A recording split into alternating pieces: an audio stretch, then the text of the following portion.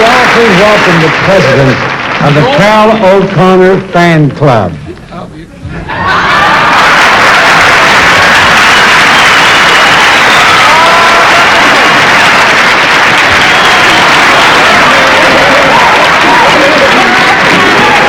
When the Supreme Court said integrate, they meant everything. Everybody has a great ambition. We want to be singers, dancers, writers, and musicians. I just want to be a mule somewhere in the clover and catch Archie Bunker bending over. I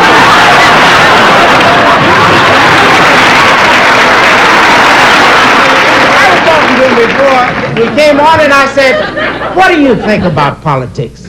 Can a black man ever become president? He said, yes, if he runs against a Mexican.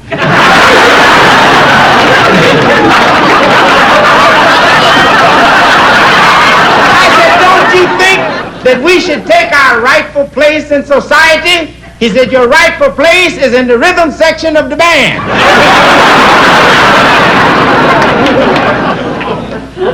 When the minorities integrated his church, he was heard to ask the question, how long can you legally hold one of these birds underwater when you're baptized?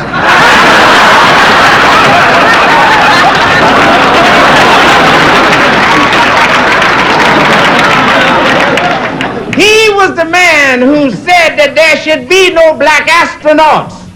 He said you can't get hair marks in those little tubes you get out of. First thing you know, the guys will be riding with the top downs and playing the radio too loud.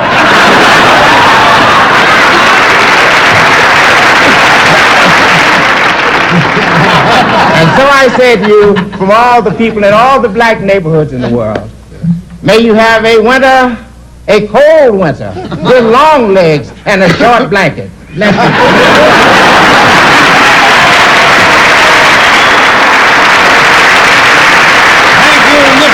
Thank you, Ken. Tonight we are very pleased to have with us one of the most respected officials in the NBA. He was the first black man to become professional basketball referee. Would you all please welcome Mr. Rudolph Mendy.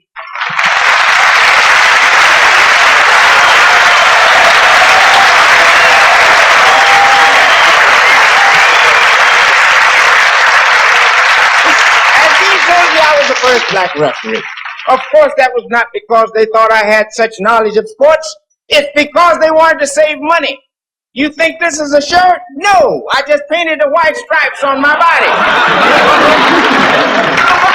They said that they were afraid that I would favor the black players in my officiating. Not so. I would never discriminate against a white basketball player. I know what it is to be a minority.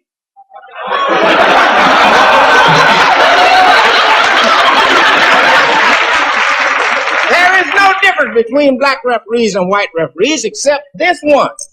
In addition to this signal, which means jump ball, and this signal, which means foul, we have this signal, which means you out of the game, white boy. I say that there are some players who try to intimidate referees. Not Wilt. I've had the occasion to witness how polite and what gentlemanly conduct he can have. He came up to me, he said, referee, I'd like to suggest that your perception of my involvement in that imbroglio was somewhat faulty. I said, you're right, Wilt. As a matter of fact, I think I reversed my decision. He said, thank you, sir. And with that, he released my ears and dropped me to the floor.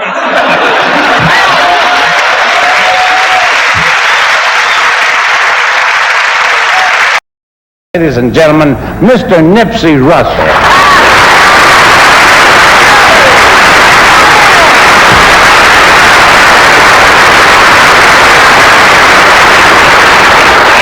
Those who think of women as the weaker sex just can't see the trees for the woods. Because no matter how loudly a rooster may crow, it's the hen who delivers the goods.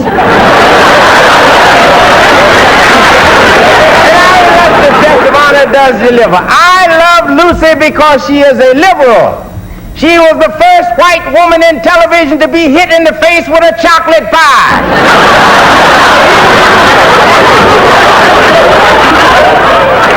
You can see that some of our sisters have come here today. Toady Fields, Ruth Bosley, Phyllis Diller. They had a beauty contest and nobody won.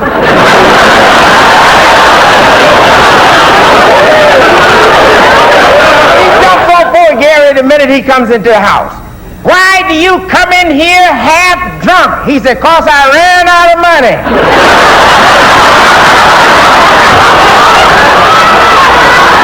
I was there, I tried to throw a little laughter. I said, you're jealous, Lucy, 'cause Gary is chasing women. She said, let him chase women. You see dogs chasing cars, but they can't drive.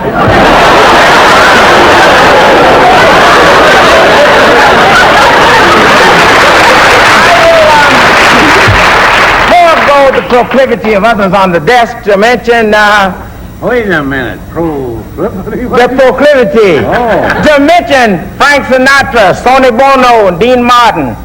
I don't joke about Italians. No, sir, we Sicilians got to stick together.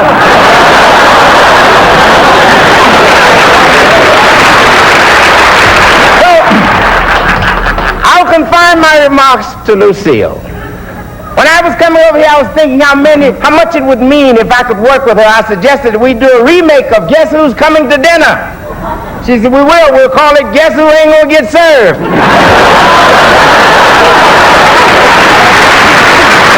all of the organization said, you're going to that thing? What are you going to that thing for? They said, by the way, if you're going, remember, in all her years on television, Lucille Ball never used a black performer. And we want her to know from the bottom of our hearts, we appreciate it. We had enough trouble.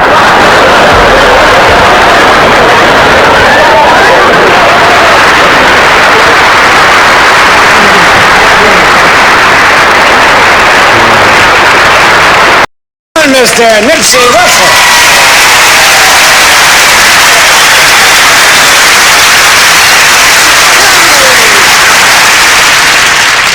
If we are ever in a missile war, we can win it in nothing flat.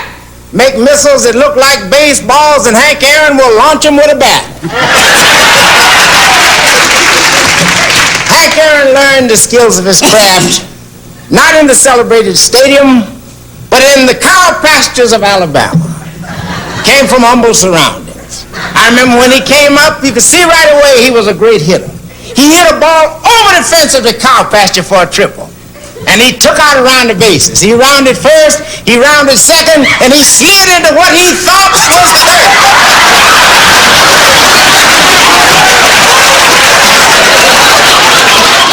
As he approached the magic number, there were many violent threats made on Henry Aaron's life, but his courage never faltered.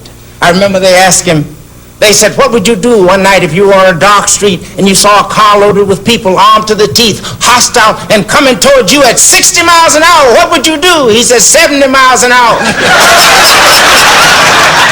And he can do it. I remember when he first came up, he was so fast, he hit a line drive over the pitcher's head, and when he got to second base, the ball hit him in the back.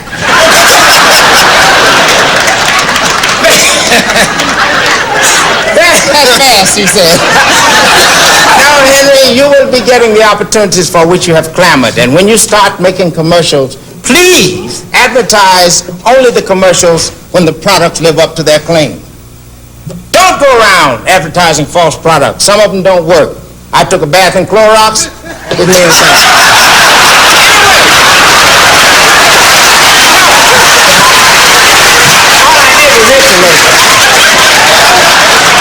So I say to you, Henry, if the baseball fan at the candy stand wants some chocolate for his sweet tooth, he got to call out, oh, Henry now, and not just Baby Ruth.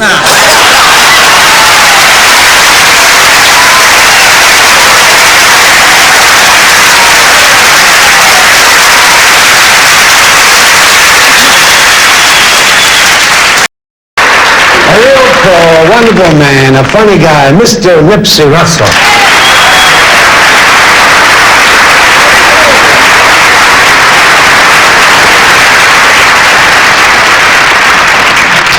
In Dick or in Dan, you see a talented man, a versatile son of a gun, They've mastered all the performing arts, and they're out of work in every damn one.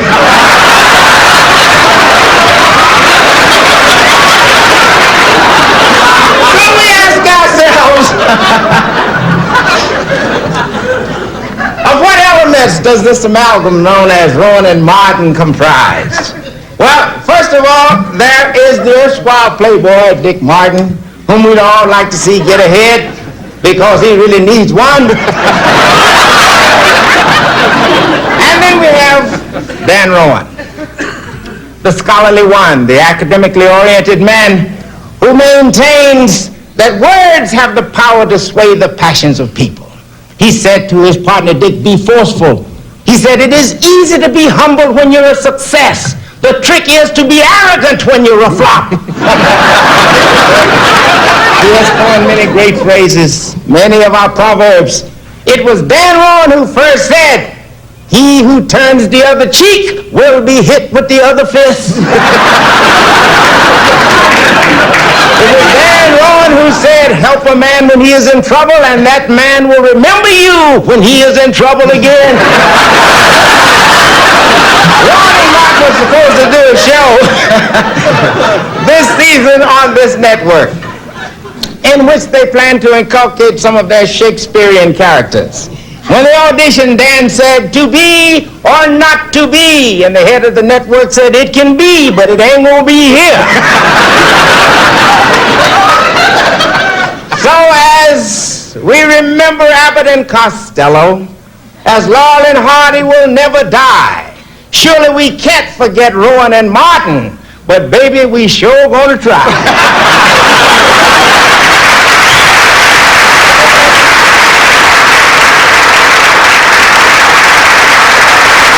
I'd like to introduce Nipsey Russell.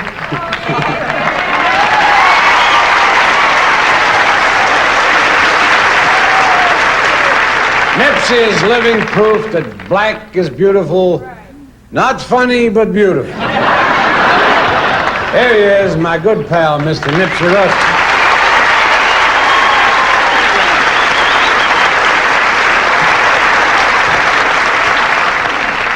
They found an orangutan suffering with a hernia, fed him poison from a rattlesnake bite, gave him the soothing voice of a wild hyena, and he is man of the week tonight.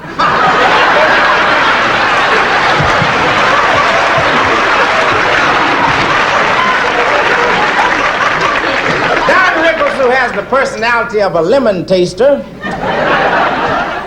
is not without compassion for his fellow performer. When Peg Leg Bates was seriously ill and down on his luck, Don Rickles gave him money.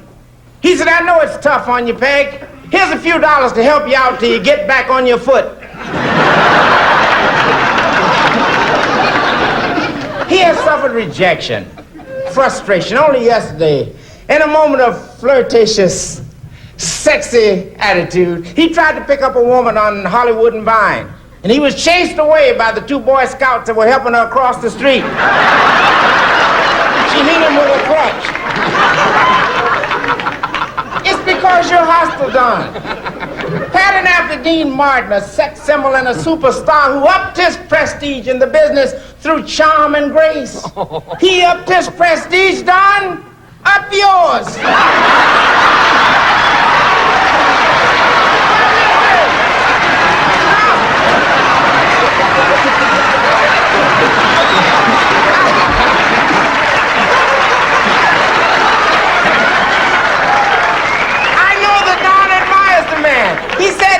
He said, Dean, in my act, I do a song called I'm a Nice Guy. He said, but my musical performance is a little awkward. What should I do with my hands while I'm singing? Dean said, put them over your mouth. In his humor, he makes some ethnic slurs. Well, once when we were all in Florida, I saw Sammy Davis Jr. water skiing through the Everglades, enjoying himself immensely. At the wheel of that boat in the broiling hot sun, pulling Sammy Davis on the water skis, was Don Rickles. I had to shout my commendation. I said, Don, you're beautiful, working so hard to entertain your little friend. I said, you're personifying brotherhood. He said, I'm baiting alligators.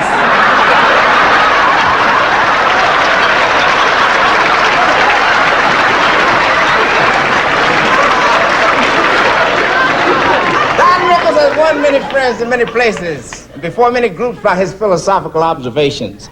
Before a physical fitness group, he said, if you want to look young, hang out with old people. At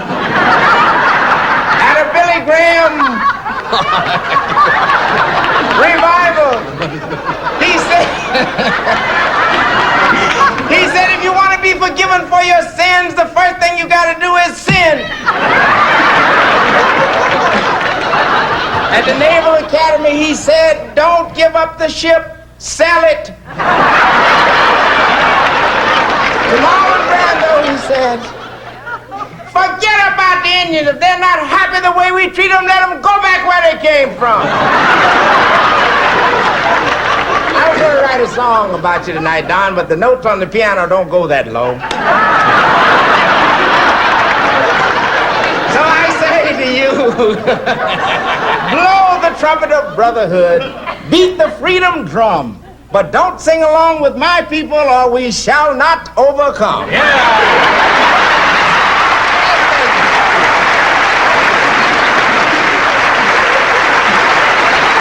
And Mr. Nipsey Russell.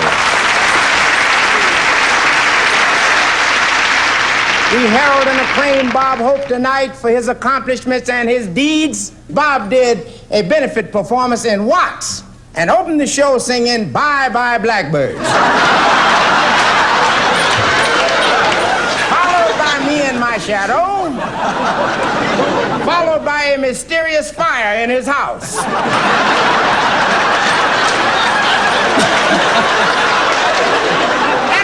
To take exception to some of the things that have been said here tonight because Bob is the soul of propriety.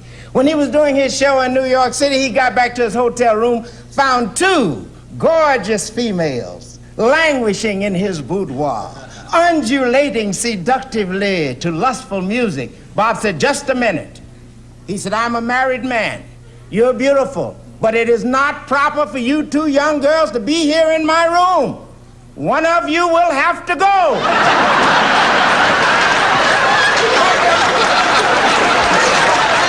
Tonight I rubbed elbows with the governor of California. I had to rub his elbow. He wouldn't shake my hand. And I appealed to Bob. I said, Bob, tell the man that it's time my people took their rightful place in society. Bob said, your rightful place is in the rhythm section of the band. But anyway, I stand here as one of the few people who has had the great fortune of making a tour with Bob Hope. At one airport, I remember he rushed onto the wrong plane accidentally and sat down with some people being transferred to an institution for the criminally insane. The attendant came by checking his roster. He said, 1, 2, 3. He saw Bob. He said, who are you? He said, Battlefield Bob, troubadour of the war zones and friend of every president in the United States. The guy said, 5, 6, 7, 8.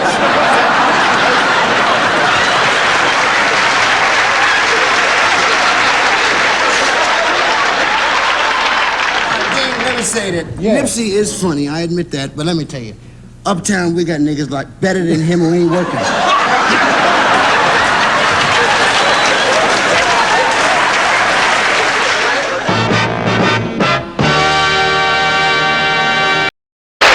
The poet, Mr. Nipsey Russell.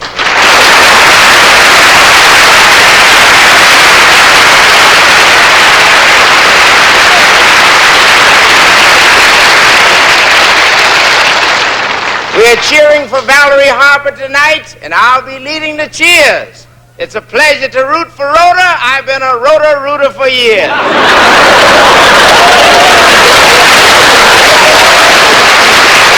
It's a sincere compliment, and I know you wish you could jump up and kiss me, but don't do it. Because once you go black, you never go back.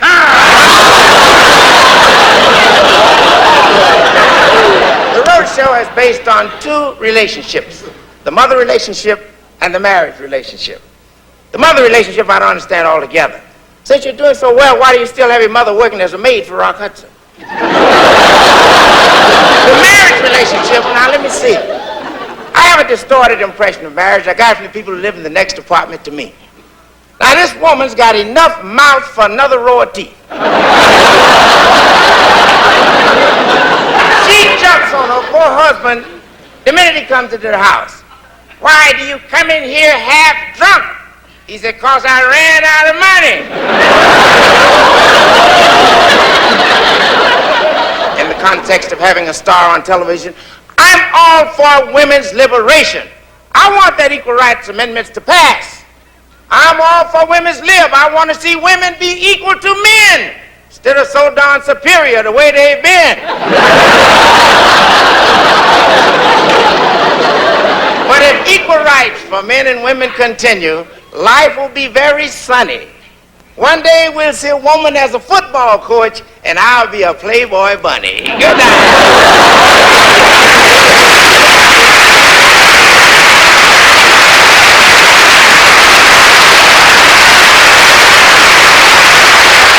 Well, ladies and gentlemen, my good friend, Nipsey Russell.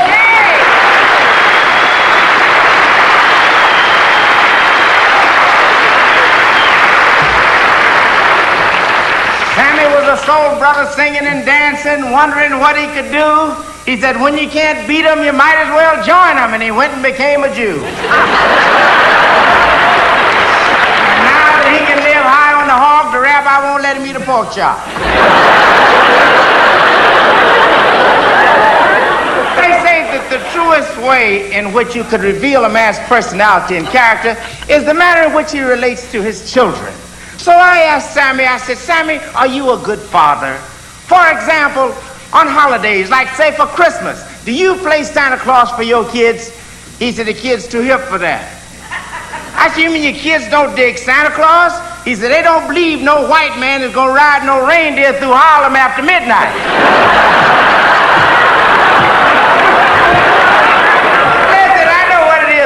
I go home and the little devils run, look at me and say, Daddy, and I believe them. But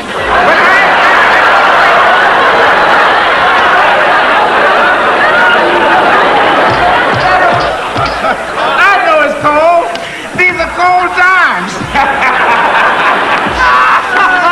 It's not the only cold thing you do, Sammy. All that myth about a happy marriage.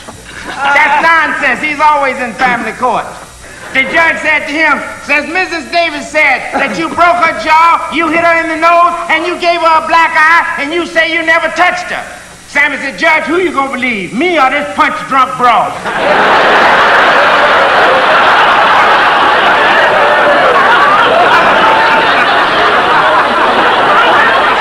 I saw Sammy and my beloved compeer, Don Rickles. They were in Florida.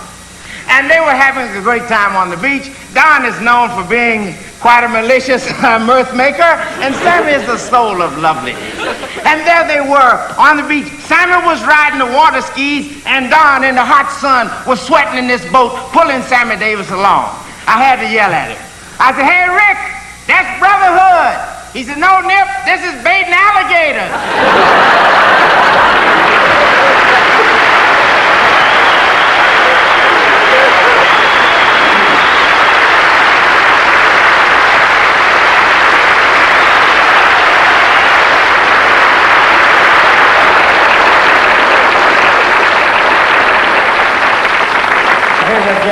Here's one of your favorite funny men, Mr. Nipsey Russell.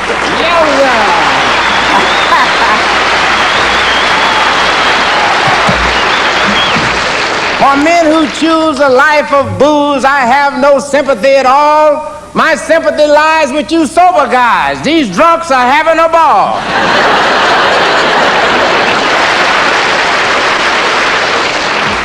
And Jackie Gleason is the greatest. He may never be as good as he once was, but he's as good once as he ever was.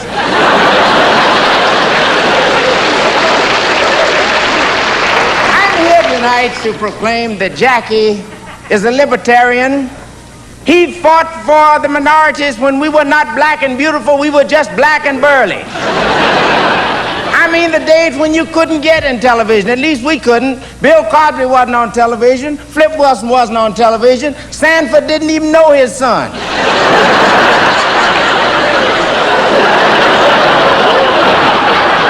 You didn't even see a Negro in the commercials. And I know darn well we got bad breath and dandruff.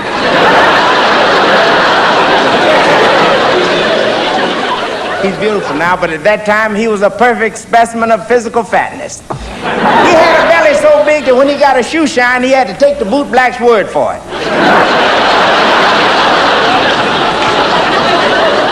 I leave you with one word. Mother Nature and Father Time can't get together, it seems, because by the time we learn the game, we're too old to make the team. Bless you.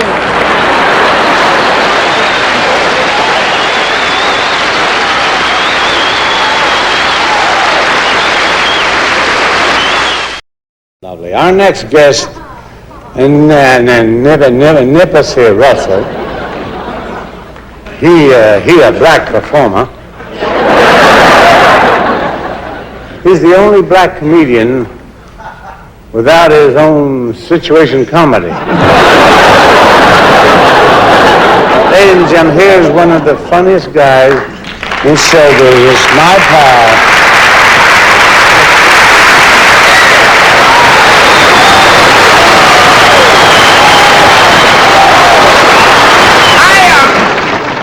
One thing to say to you, Mr. McLeod. Don't ride that damn horse through Harlem no more. The black people in Harlem were celebrating, they were playing James Brown's record. Say it loud, I'm black and I'm proud. And here he comes on the horse. Do you know they thought you were the white knight and that you were going to make everybody white? Now it's very beautiful to be black. Nobody wants to be bleached. Direct most of my commentary to this assemblage of great television policemen. Gentlemen, your concept of law enforcement is all wrong, and the jury trial is a joke. How can you lock 12 men and women in a hotel overnight and they come out and say, not guilty? Now, since they have announced the budget crisis in New York, we black people have learned something about the police. We didn't know the city was paying them too. Well,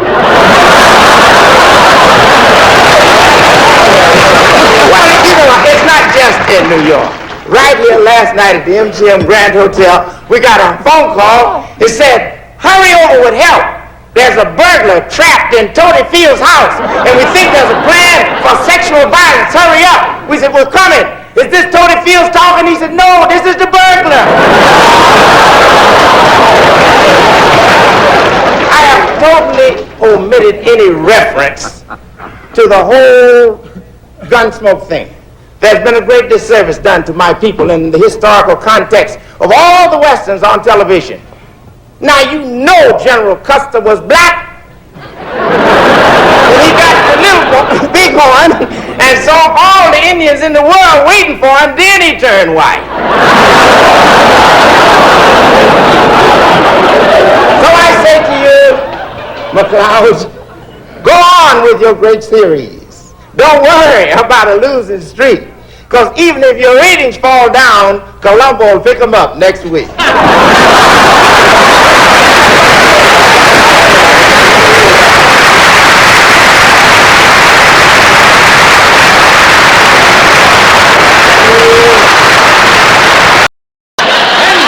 Introduce my first guest.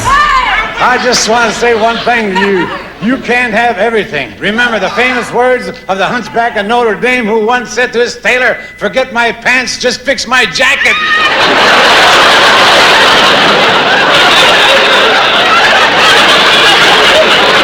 And now everybody loves Nipsey Russell. Yeah, as a matter of fact, hold it down. When he checked in, oh no, I ain't getting off now, I got you going. As a matter of fact, when he checked into the MGM Grand, they not only gave him a beautiful suite, they gave him a waterbed filled with ripples. Ladies and gentlemen, my good friend Nipsey Russell.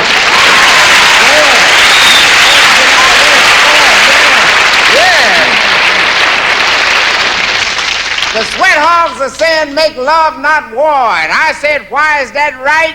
They said war costs millions of dollars a day and love just a few bucks a night.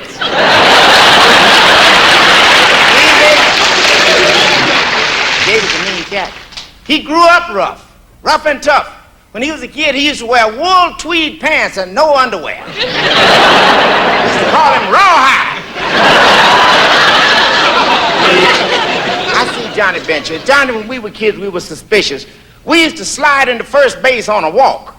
Oh, we trusted nobody because we had been lied to. We didn't believe that Mother Goose nonsense. Jack and Jill went up the hill, get a pail of water. We knew water didn't flow uphill. We didn't believe that Santa Claus nonsense. We know ain't no white man gonna ride no reindeer through Harlem after midnight. In one segment of the Comeback Carter show, they had the one where you had kids had been industrious. They had saved their money and they put it in a fish on the wall. And I remember little Lawrence Jacobs said he was gonna take the money and invest it so he could become a tycoon. That's what we used to call the guy that sold neckwear in our neighborhood. But